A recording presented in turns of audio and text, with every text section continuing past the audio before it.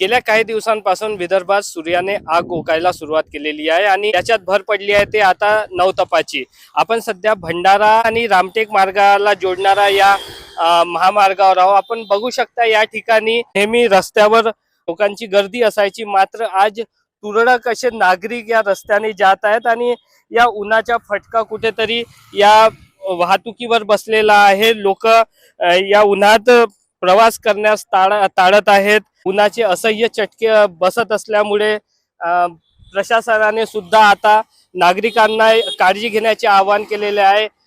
येणारा काळ हा आणखी प्रखर उष्णतेचा असणार असल्यामुळे उष्माघाताचा धोका लक्षात घेता प्रशासनाने अत्यावश्यक काम असल्यास नागरिकांनी बाहेर पडावे, रुमालाने पूर्णपणे स्वतःचे रक्षण करावे आणि पाणी जास्तीत जास्त प्यावे असं आवाहन प्रशासनाकडून करण्यात आलेलं आहे। हवामान विभागाने तापमानाचा केलेला अंदाज कुठेतरी खरा ठरताना आता दिसून येत आहे। नितीन कुथे, LS मराठी, भंडारा।